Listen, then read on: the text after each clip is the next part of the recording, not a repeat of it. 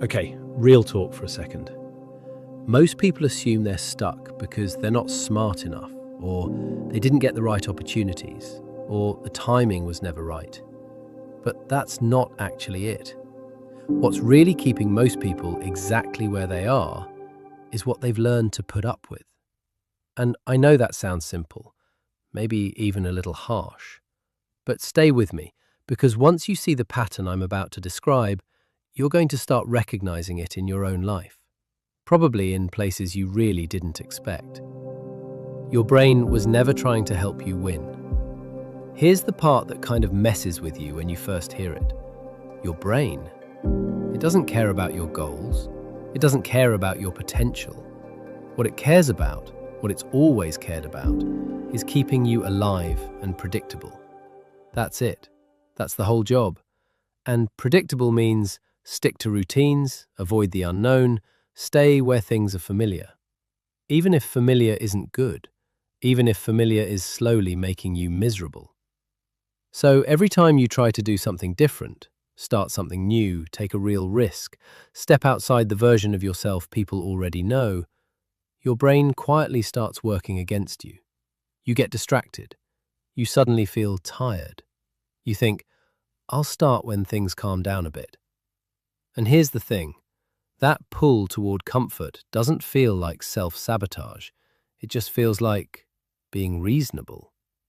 But comfortable and reasonable aren't the same thing, and a lot of people don't figure that out until way too much time has passed. The trade nobody talks about. Every single day you're making a trade. You might not be aware of it, but you are. On one side, small pain, the discomfort of doing hard things, the awkwardness of learning something new, the embarrassment of not being good at it yet, the uncertainty of not knowing if it'll even work. On the other side, big pain, regret, dependence, watching years go by and realizing you're in the exact same place. And most people, consistently, repeatedly, choose to avoid the small pain. Because it works in the moment. It genuinely does. The student copies the homework, gets through the class, avoids the stress. The person stays in the job they hate because at least they know what to expect. The conversation that needs to happen keeps getting postponed because right now, everything's fine. But here's what avoidance actually is. It's debt. You're borrowing against your future self. And just like financial debt, the interest accumulates quietly. You don't feel it right away, until one day you do, and it's a lot. The guy who woke up at 40. I want to tell you about someone. Guy in his 40s. No real money, no clear direction, no career he was proud of. And for literally decades, he'd been carrying around this story about himself. I didn't get enough education. I'm not the type of person who builds things. That world isn't for people like me. And honestly, it felt true. It felt like just his reality. Then he found out that someone he grew up with, same background, same neighborhood, same starting point in life, had built a successful business, was doing well, had figured it out. And that broke something open in him. Not in an inspiring way at first, in a painful way. Because if that guy could do it, what had he been doing for the last 20 years? So he started, learned roofing, worked for years, eventually built his own company. Money came, respect came, a whole different life came. But what stuck with him, what he said haunted him, was this. It was never about ability.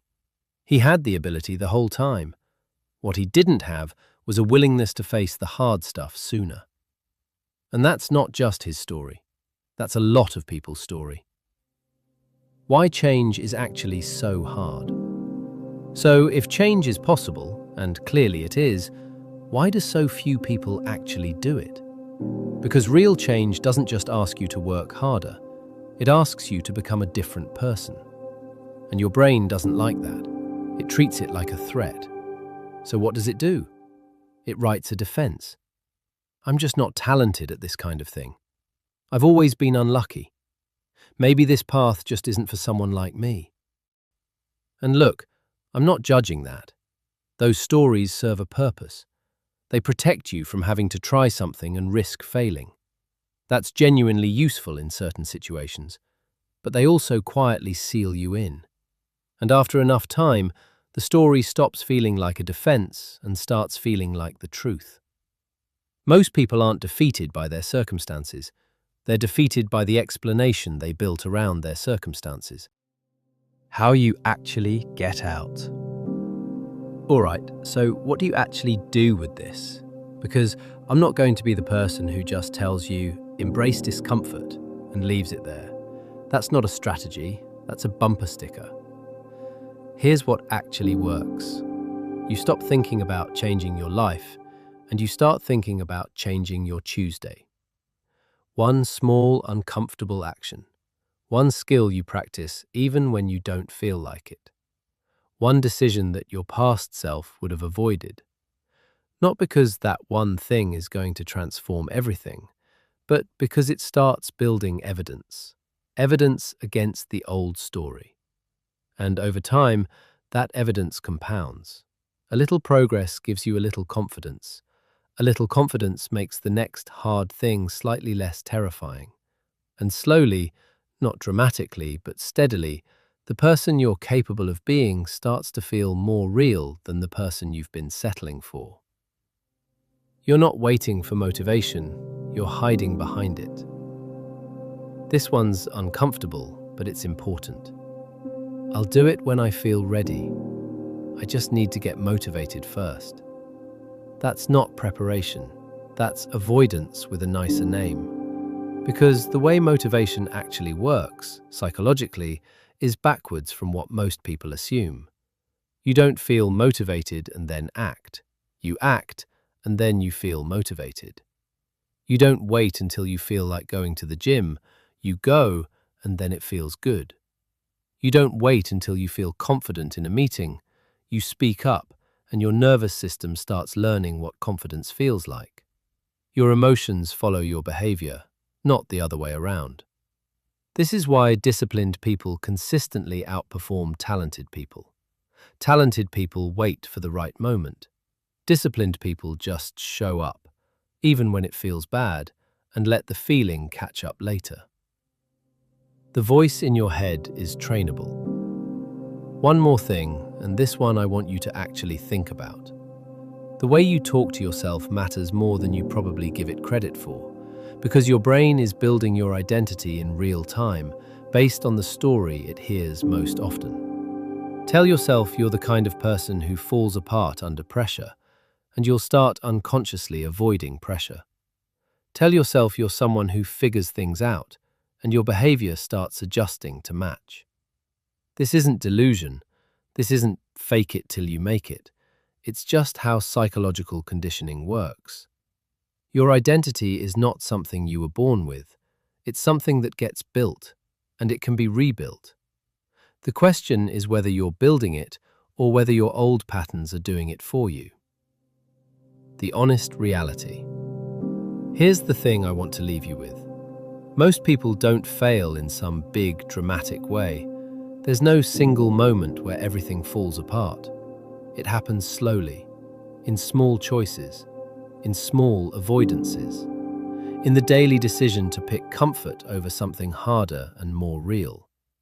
And those choices accumulate quietly, until one day you look up and realize the life you have is made almost entirely of things you settled for.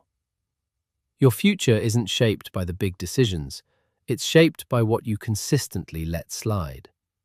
The cost of staying comfortable is invisible today, but it collects, slowly, with interest. And the life you're living right now, it's the sum of everything you've been willing to tolerate.